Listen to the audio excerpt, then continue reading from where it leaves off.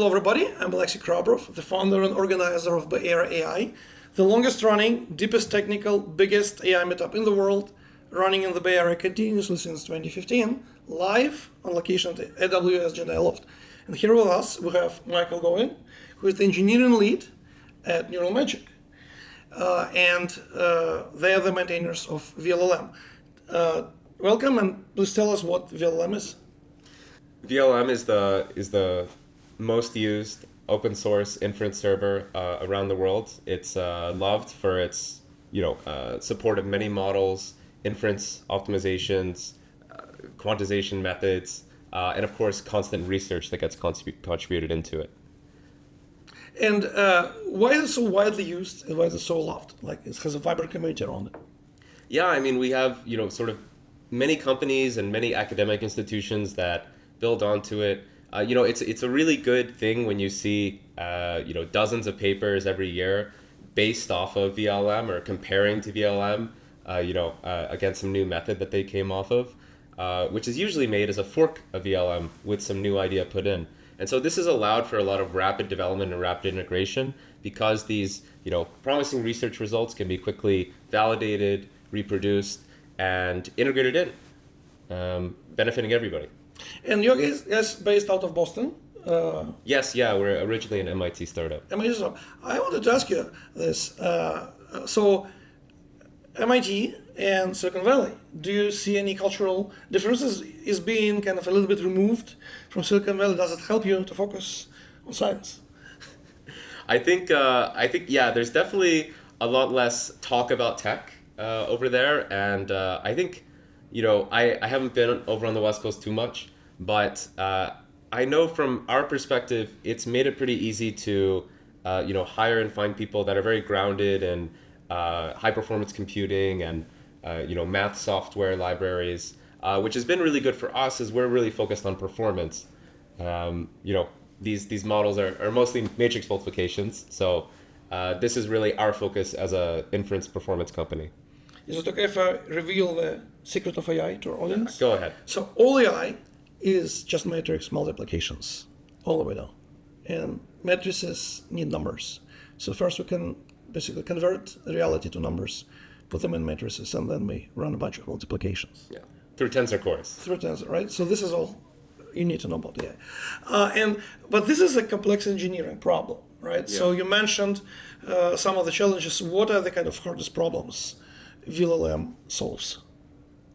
Actually, one of the hardest problems we have is, I would say, CPU overhead. Particularly because a lot of VLM is surprisingly enough written in Python. Mm-hmm. Even though it's a very performant library, we choose to continue writing the majority of it, the vast majority of it, in Python and in PyTorch to make it approachable and accessible for new people. Of course, this has required us to take advantage of sort of cutting edge technology. Probably from PyTorch, you're familiar with Torch Compile. Mm-hmm. This has been a great advancement that's allowed us to sort of get back into traditional graph compilation and try to get some larger graphs to prevent the amount of CPU GPU communication we have to make.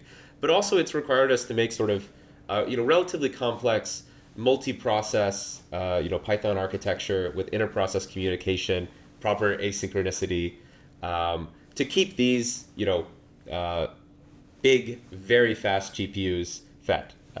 This is essentially the goal. We just want to keep these things at 100% utilization, and anything we're not doing on the GPU needs to happen while the GPU is running, not while the GPU is waiting. So these are some of the biggest concerns that we have to do to keep the project successful as all of the new inference optimizations and methods come in through research and through enterprise. And I mentioned that your title is engineering lead, and so building VLLM involves a lot of engineering. Can you talk a little bit about how this discipline of engineering, is software engineering knowledge, is helping you scale VLLM? Yeah, I mean, I have maybe kind of a vague title because I work on a lot of vague things. I think to be in the to be really successful in the field of performance engineering, I believe you have to go down to the assembly level, the kernel level, when you really need to make a really, really tight loop. But then also go all the way up to the Python, the machine learning level, in order to, understand and connect to the applications that these engines are ending up just being used for. Ultimately, the worst thing you can do in performance engineering is get the wrong benchmark. It's very easy to delude yourself that you are performant if you create some micro benchmark and you're like, oh, I did a great job, I'm at 100% utilization, but then you get some real world data and it's very heterogeneous. You have some very long prompts coming in or lots of images all at once, and you have maybe a bunch of small ones piling up. You really need to be sort of antagonistic to yourself and play devil's advocate to understand all of the workloads and how you can optimize for them, and also what things are worth optimizing for and not, because you still want to keep the software maintainable and readable and accessible for new people. So it really requires, I think, not being afraid to understand how computers work, but also not being afraid of the applications that people are building on top of the computers, which I think has been a problem since computers have come around. Makes sense. This is great to hear. And I come from, strong typed programming background. Yeah. And at first, I was a bit skeptical about Python succeeding in this space, but it's become more performant. And what I really like, I like types. Yeah. So I like things like Pydantic, which gives a schema. And Yes. I'm super excited about Mojo, Chris Latner's language. What are your thoughts about kind of type machinery help Python be more performant?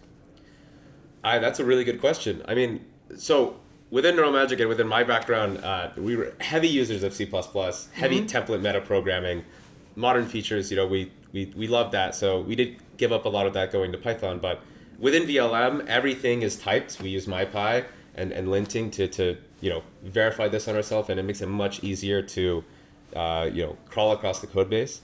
I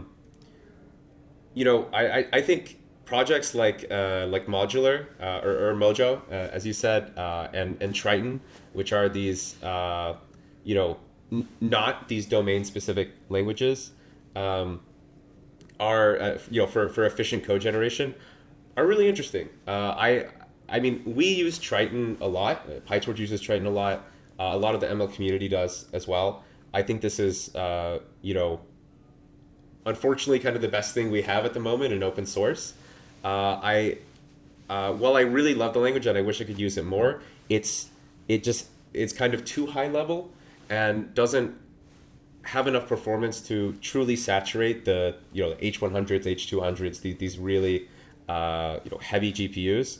And I do think something more like Mojo that has this sort of progressive deepening where you can get down to actually defining the width of registers or the layouts of things in a little bit more careful pathway is really interesting. But one of the things that we're actually one of the biggest users of for our most performant kernels is a library by NVIDIA called Cutlass, which is essentially a code generation. It's a template metaprogramming library in C++, but it's a code generation library for CUDA that allows you to define these very complex asynchronous pipelined matrix multiplications in a way that is much easier to do manually than in CUDA.